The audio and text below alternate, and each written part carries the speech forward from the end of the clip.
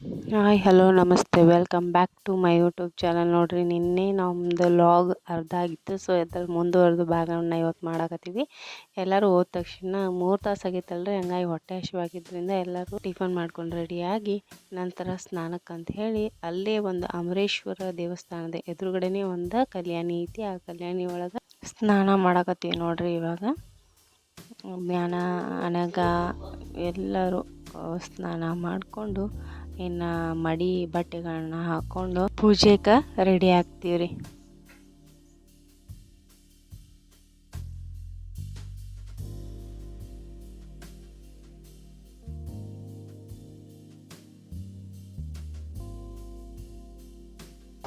ಜ್ಞಾನ ಏನೋ ಮಾಡ್ಕೊಂಡು ರೆಡಿ ಆದ್ವಿ. ಅದು ನೋಡ್ರಿ, ದೇವ್ರ ದರ್ಶನಕ್ಕೆ ಎಷ್ಟೊಂದು ಪಾಳೆ ಇತ್ತಂದ್ರೆ ಅವತ್ತು ಚಲೋ ದಿನ ಐತಂಥೇಳಿ ಒಂದು 8 ಮಕ್ಕಳು ಬಂದಿದ್ವಿ ಏನ್ರಿ ಜೋಳ ತೆಗ್ಸಕ್ಕೆ. ಸೊ ಹಂಗಾಗಿ ನಾವು ಪಾಳೆ ಕಾಣಿತೀವಿ ನೋಡ್ರಿ.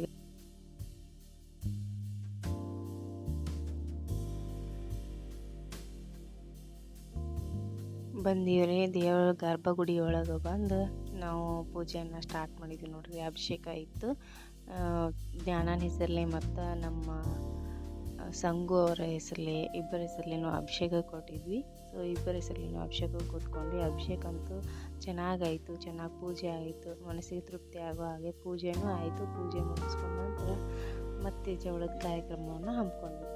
ಮೊದಲಿಗೆ ಗುಡಿ ಅಜ್ಜಾರು ಬಂದು ಜವಳವನ್ನು ತೆಗೆದು ಹೋದ್ರಿ. ನಂತರ ನಮ್ಮ ಕಡೆ ಸೋದರ ಮಾವ ತೆಗಿದಿರ್ತೈತಿ. ಸೊ ಹಂಗಾಗಿ ಅವ್ರ ಸೋದರ ಮಾವ ಆದಂಥ ನಾಗರಾಜ್ ಅವ್ರು ಬಂದಿದ್ದರು, ಅವ್ರ ಕಡೆನೂ ಸ್ವಲ್ಪ ಜವಳವನ್ನು ತೆಗೆಸಿದ್ವಿ. ನಂತರ ನಮ್ಮನ್ನು ಕೂರಿಸ್ಕೊಂಡು ಬಟ್ಟೆ ಮತ್ತು ನಮ್ಮ ಮನೆಗಾಗೂ ಬಟ್ಟೆ ತಂದಿದ್ರು. ಅವ್ರಿಗೆಲ್ಲ ಆರತಿ ಮಾಡಿ ಬಟ್ಟೆಯನ್ನು, ನಮ್ಮ ನಾಗರಾಜಿಗೂ ಬಟ್ಟೆಯನ್ನು ಕೊಟ್ಟು ಆರತಿ ಮಾಡಿದ್ವಿ.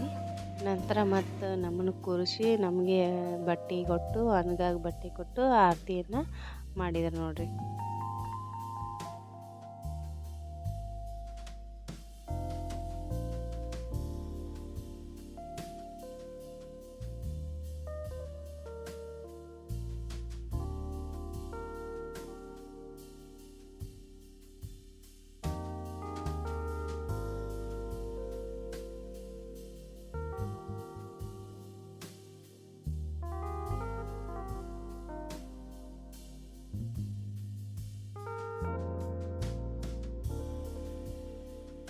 ನಮ್ಮ ತಂಗಿನೂ ಬಂದಿದ್ಲರಿ. ಯಾಕೆ ಬಂದಿದ್ದಕ್ಕೆ ಭಾಳ ಹೆಲ್ಪ್ ಆಗ್ತದೆ ನಮಗೆ.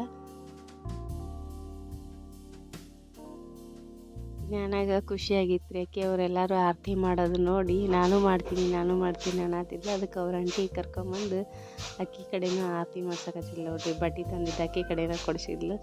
ಆಕೆಗೆ ಭಾಳ ಖುಷಿ ಆಯ್ತು ರೀ ಜ್ಞಾನಾಗ.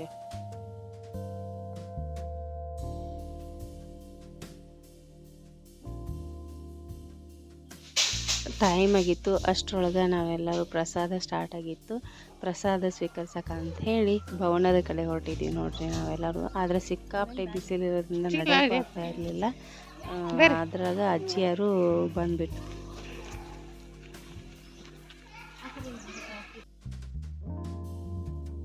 ನಮ್ಮ ಮನೆಗಾಗಂತೂ ಊಟ ಮಾಡಿಸೋದ್ರಾಗ ಸಾಕಾಗುತ್ತೆ ರೀ ನೋಡ್ರಿ. ಅವ್ರ ಅಜ್ಜಿ ಎಷ್ಟು ಕಷ್ಟಪಡತ್ತಾರ.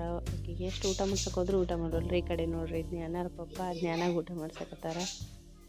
ನನಗೂ ಹಸಿವಾಗಿತ್ತು. ಸೊ ನಾನು ಪ್ರಸಾದವನ್ನು ಸ್ವೀಕರಿಸಿದೆ. ಸ್ವೀಟು ಮತ್ತು ಅನ್ನ ಸಾಂಬಾರು ಇತ್ತು. ಪ್ರಸಾದ ಸ್ವೀಕರಿಸಿ ಸ್ವಲ್ಪ ತಲೆ ನನಗಾಗ ಆಟ ಆಡಿಸ್ಕೊಂತ ಟೈಮ್ ಪಾಸ್ ಮಾಡಿ ಮಾಡ್ತೀವಿ ನಮ್ಮ ಒಂದು ರೂಮ್ ಕಡೆ.